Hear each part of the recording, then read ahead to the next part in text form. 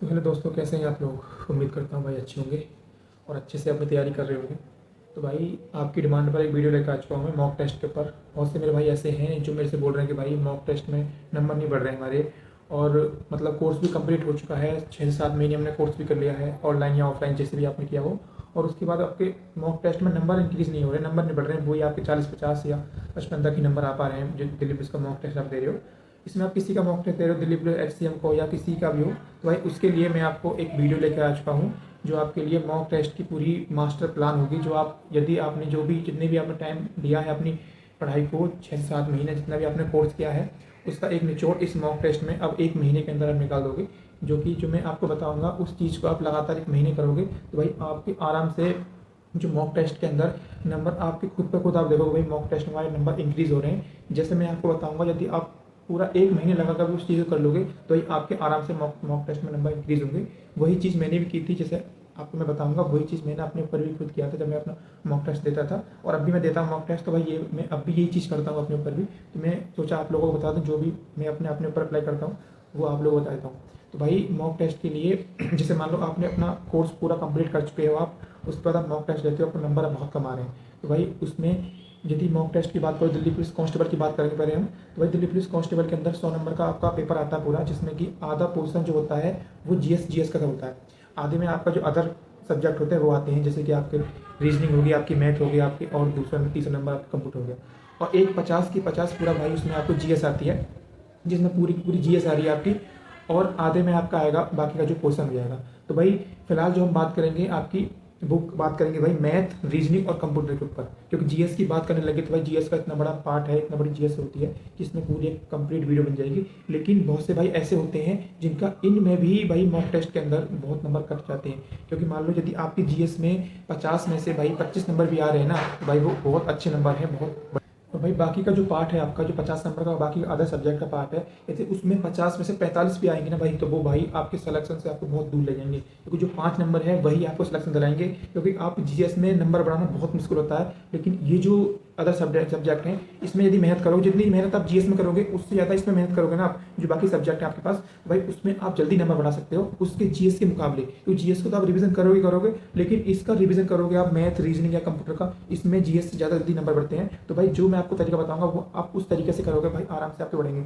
यदि मान लो आपने कोई भी मॉक टेस्ट लगाया है, उस मॉक टेस्ट को ये देखो भाई, जो आपने मैथ में या रीजनिंग में या कंप्यूटर में जितने भी आपके गलत क्वेश्चन गए हुए हैं ना, उसको एक पेपर ले लेना, एक प्लेन पेपर लेना है। प्लेन पेपर के ऊपर एक लाइन ड्रॉ कर लेना। लाइन ड्रॉ करने के बाद उसमें क्या लिखना है आपको, जो रॉन्ग आपके गलत क्वेश्चन हैं भाई उसको अलग लिखना है। उसमें ये देखना कि भाई मेरा ये जो क्वेश्चन गलत गया है वो किस मतलब चैप्टर का क्वेश्चन है। जैसे मान लो परसेंटेज, आपने इसमें चैप्टर एक परसेंटेज आया होगा, उसमें क्वेश्चन आया होगा परसेंटेज का क्वेश्चन गया, तो भाई परसेंटेज लिख के उसके बाद लिख देना भाई एक इसका ये क्वेश्चन गलत गया इस मॉक टेस्ट के अंदर। उसके बाद जितनी भी रेशियो में आप गलत कर रहे हैं, तो भाई इसमें सारे के सारे आपको चैप्टर लिखने हैं।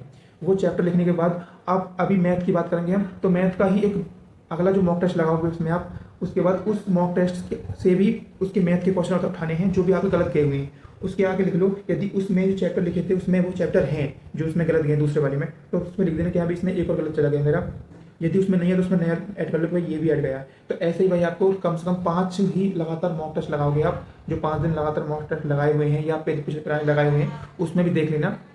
तो भाई ये आपको करना है, उसमें ये लिख लेना भाई मेरा ये क्वेश्चन इसमें गलत गया, इसमें गलत गया, इसमें गलत गया।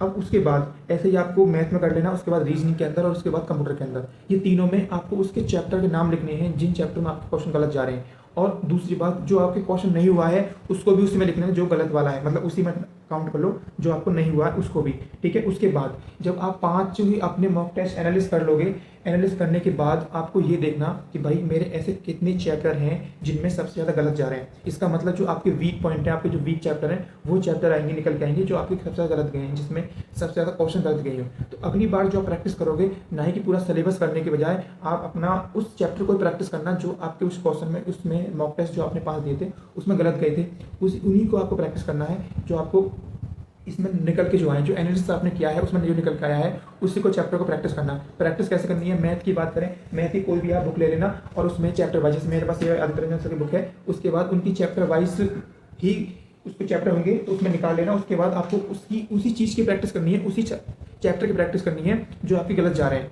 ना ही कि आप पूरा मैथ करोगे कि भाई मैं पूरा मैथ रिवाइज करूँ, वो रिवीजन कर, आप जो रिवीजन है वो आपका मॉक टेस्ट पे होता रहेगा, लेकिन आपको जो प्रैक्टिस करनी है, ज़्यादा जो प्रैक्टिस करनी है वो उसी चैप्टर की करनी है जो आपकी गलत गए हुए हैं। यही काम आपको रीजनिंग में करना है, यही काम आपको कंप्यूटर पर करना है। कंप्यूटर में क्या करना है, कंप्यूटर में कोई क्लास तो करोगे नहीं आप उसकी रिवीजन ही करोगे। जो भी आपके पास बुक है या आपने जो भी नोट्स बनाए हुए हैं, जो आपने कोर्स किया होगा, उस नोट्स पे आप उसी का सिर्फ रिवीजन करना है, जो भी आपको गलत जा रहे हैं।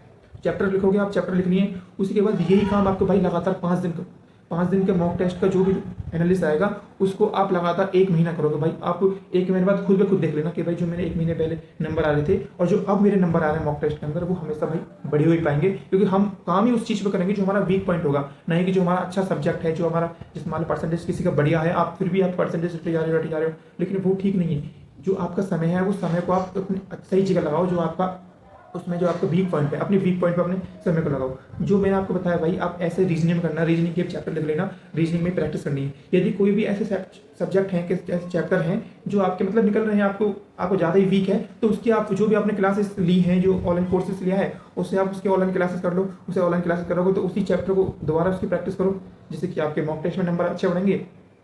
और यदि आपके इन चीज़ों करने के बाद 1 महीने बाद आप खुद ब खुद देखना कि भाई मेरे मॉक टेस्ट के अंदर खूब अच्छे नंबर बढ़े हैं और आगे बढ़े हैं, क्योंकि अभी आपके पास टाइम भी है, 2-3 महीने का टाइम है पेपर के अंदर, एग्जाम के अंदर, तो भाई आपके पास अच्छा खासा टाइम भी अभी भी, ठीक है। जो आपने मेहनत की है 5-6 महीने लगातार, जो आप मेहनत करते हैं, आपने पूरा कोर्स किया है, आपने ऑफलाइन तैयारी या ऑनलाइन तैयारी की है, वो भाई बेकार नहीं जानी चाहिए आपकी बात। यदि आपके मॉक टेस्ट की वजह से आपका स्कोर डाउन हो रहा है तो भाई उसको बढ़ाओ, आप मॉक टेस्ट को कैसे भी करो उसको बढ़ाओ, जो मैंने आपको तरीका बताया वो करो। यदि आपको कोई भी चीज़ में डाउट हुआ करे भाई मेरे से पूछ लिया करो, कमेंट में पूछ लिया करो, और यदि कमेंट में ना आपको जवाब दे पाऊँ तो आप इंस्टाग्राम पे पूछ सकते हो, मेरी डिस्क्रिप्शन में लिंक मिल जाएगा, या मेरे चैनल पर जाकर मेरा इंस्टाग्राम पर लिंक मिल जाएगा, तो आप वहाँ भी मुझसे पूछ सकते हो।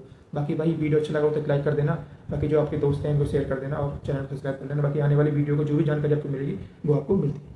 ठीक है भाई, जय हिंद।